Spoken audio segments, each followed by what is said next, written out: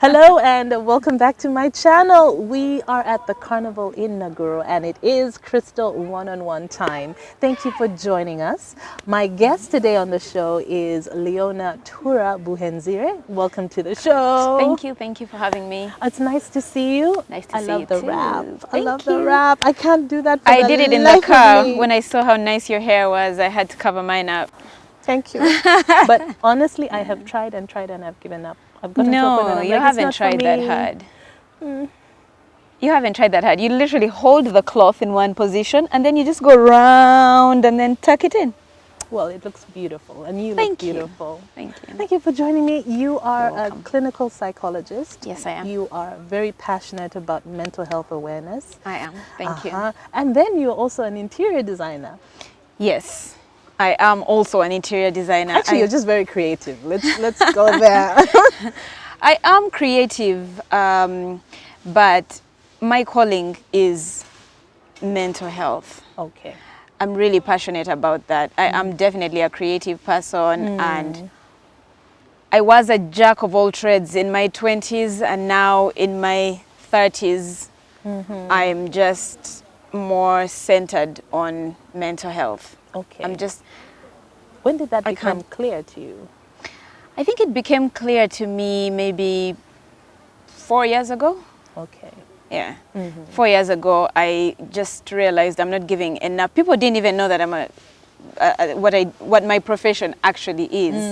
And I decided that it's time I come out. I was already working as a clinical psychologist, but then I wasn't putting myself out there like that. I was putting myself out there as an interior designer because that's what was putting food on my table, and agriculturalist, by the way. Oh, okay. Yeah, so I decided to just zero in on my actual calling, and it's just been so easy because it's my calling. Okay. Yeah. Okay. I'm really passionate about it. Okay. Yeah. I know most people call you Tura, though. Yes. Is Tura actually your name or it's like a nickname? It is. So so it's Katuramu, Ah. and I was born 10 months old, and it's You didn't want to come Katuramunda. out, huh? I really didn't want to come out. Yeah. Okay. I can tell you many reasons why. But Okay. yeah, but so Katuramunda is the full name, and so some people in my family call me Katuramu. My immediate family calls me Katura, and then in school, somewhere in school, people started calling me Tura. Okay. So And that's how yeah. it stuck. yeah. Okay. Did you go to school here in Uganda? I Born did. here? Yes, I did. I went to school in Namugongo, in primary school. I actually went to boarding school when I was 5. Oh. Yeah, yes. Yeah, I didn't think hard into it until I had kids, and they were 5 years old, and I thought, ooh, that's way too early. So But you never like really looked back before you had children and thought, my God. no, I didn't think about it at all. Were you happy in school? Were you adjusted quickly? My parents don't live in Kampala. My parents live in Nyakahita. And so they thought the best way for me and my sister to have the better education would be to come to Kampala. Okay. But they didn't live here, so we had to go to boarding school. Right. So I never thought about it at all until, first of all, I studied clinical psychology, and you learn that behavior is formed between the ages of 0 to 7. That's a topic for another time. But I learned what effects that had on my life as an adult.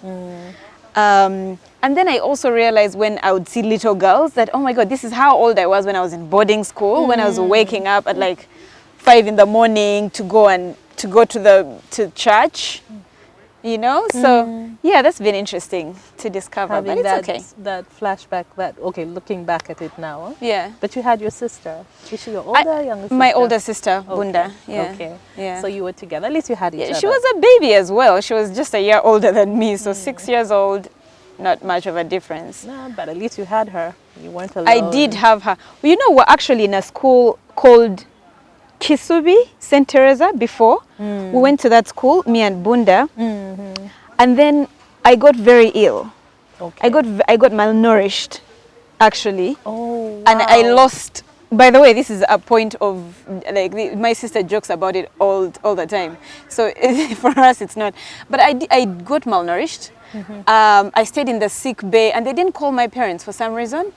I stayed in the sick bay for the whole term, and then by the time they called my parents, when I say malnourished, I had lost my hair. I was like big up and very small down.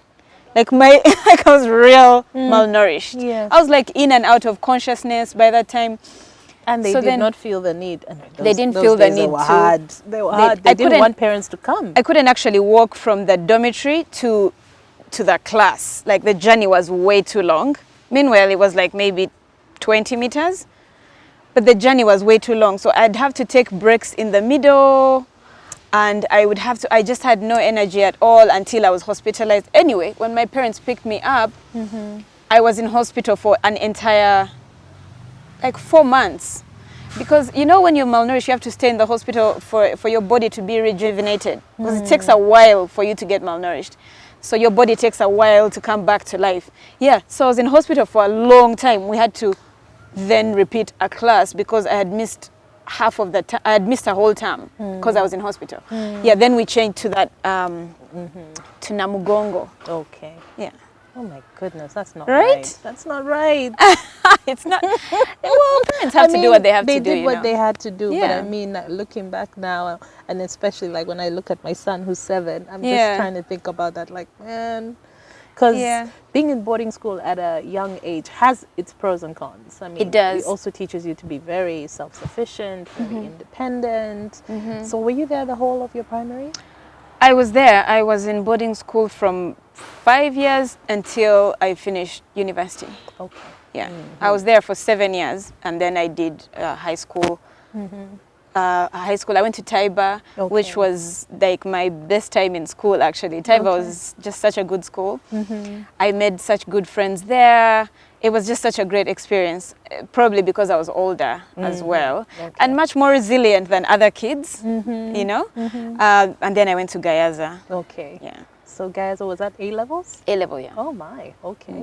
All right. How was your experience in terms of Taiba to Gayaza? Aren't they very different schools? Yeah, they're very different. They're very different schools. Well, I definitely enjoyed being in Taiba more than I enjoyed being in Gayaza, for one. But there's things to love about both schools. I can't really complain. The adjustment was hard because I was such a tomboy, and I was allowed to be a tomboy in Taiba, and then I felt like in Gayaza, I had to wear this skirt, They which expect you to be a lady. I had to be a lady. My hair had to be organized. I had to, we had to stitch our own uniforms in Gayaza. I couldn't do that. I didn't know how to stitch uniforms. I was just not very domesticated generally.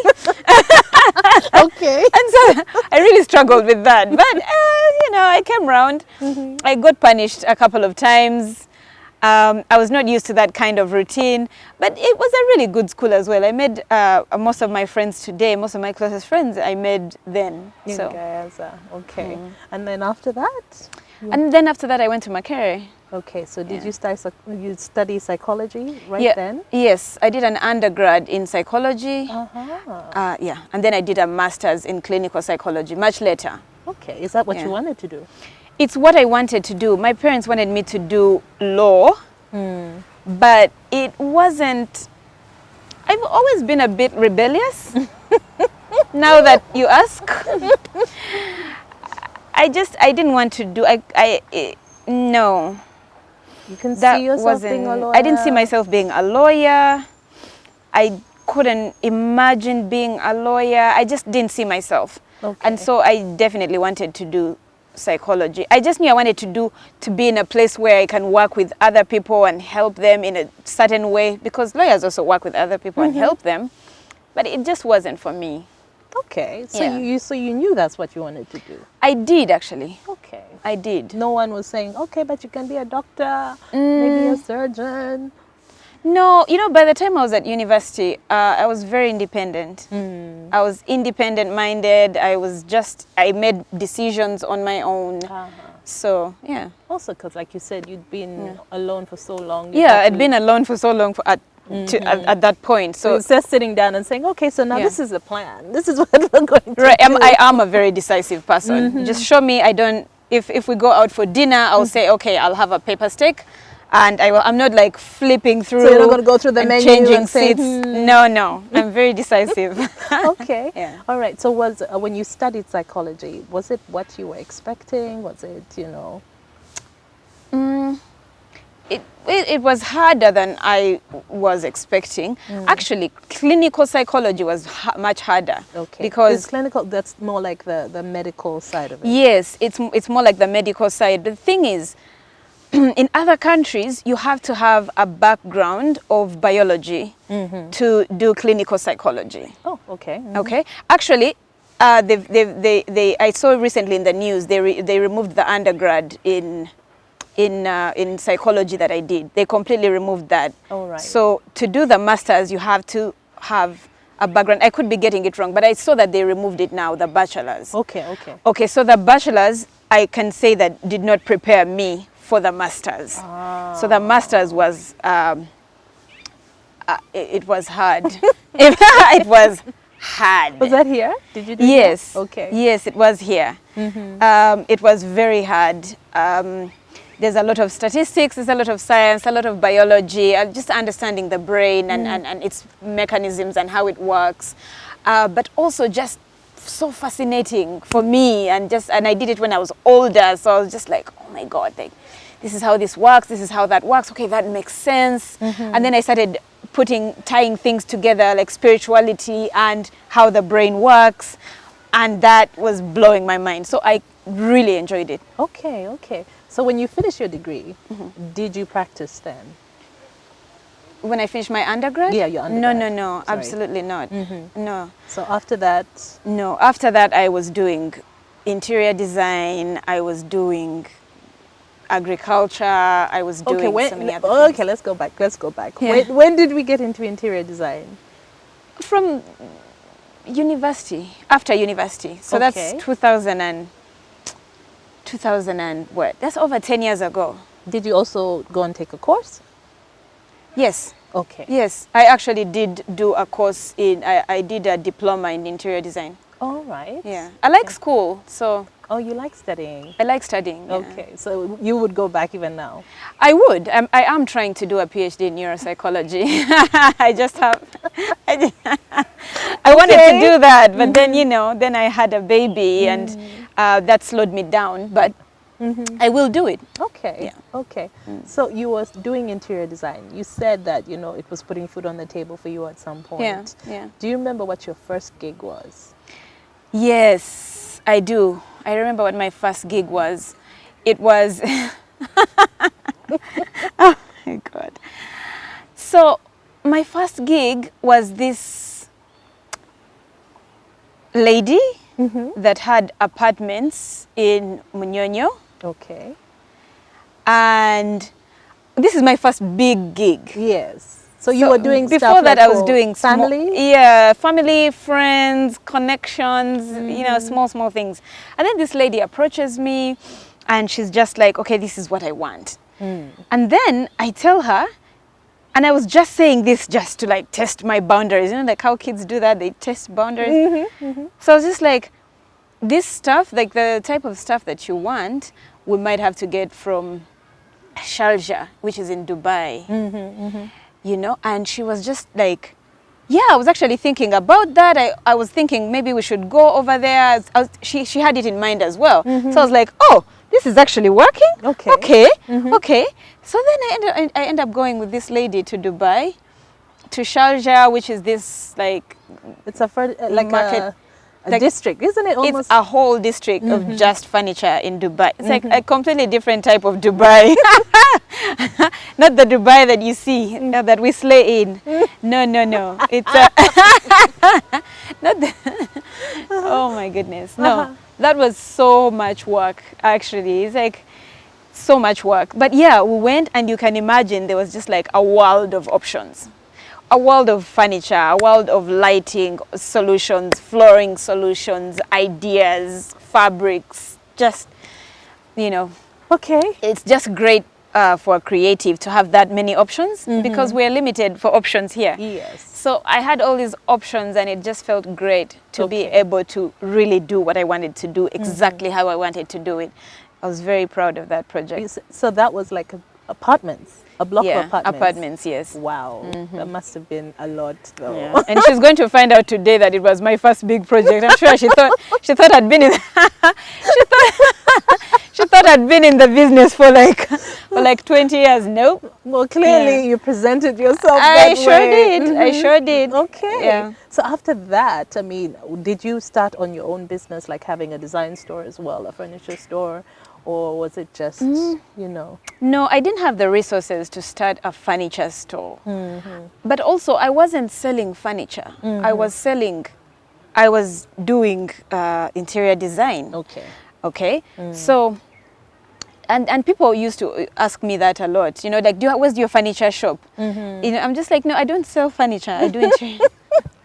I do interior design. So I decided then to go to school and study interior design, you know, like how to use a CAD, like a computer-aided design, you know.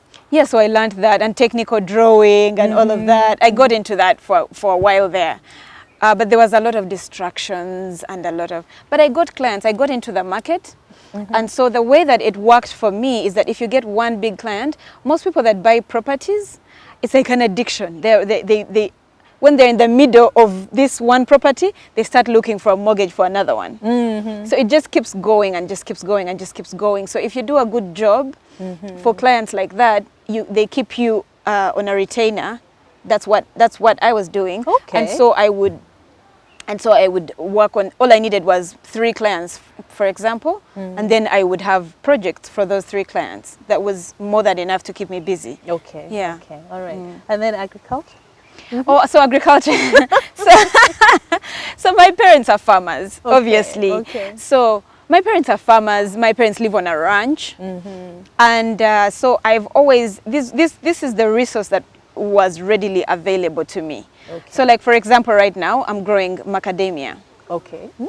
Yes. So it's like a green gold. You know, the Asian market, it's a staple on the Asian market, and yet they don't have the land to grow, their land, the land required to grow nuts, cashew nuts and macadamia nuts is not the type of land that they have over there. Ah, okay. So it's grown a lot in Tanzania and in South Africa and in Australia.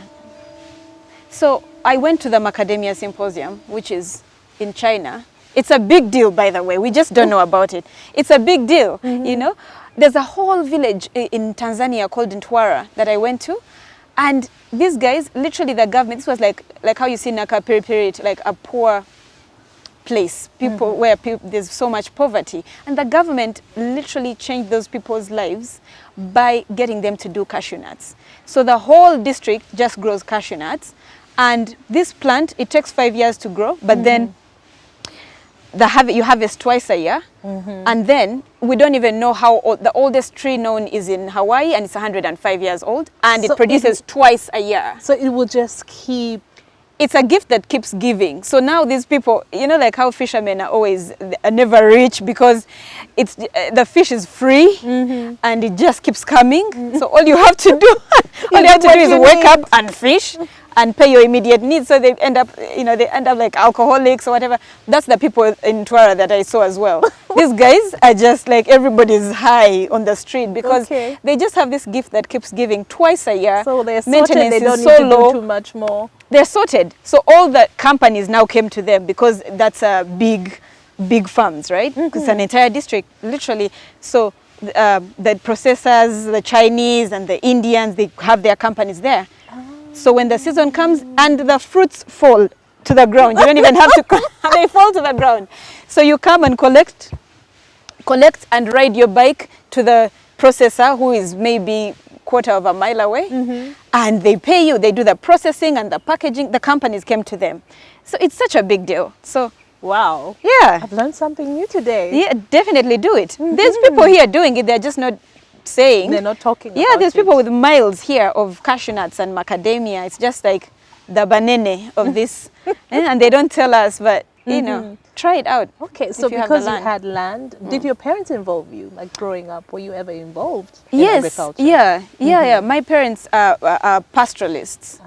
Okay, so yeah, I know a lot to do with cows. So my mom, for example, wakes up every day at 5 o'clock, and then she prays for an hour, and then she goes to the cows. And the same as my father. And this is what has happened. This is all I've ever known.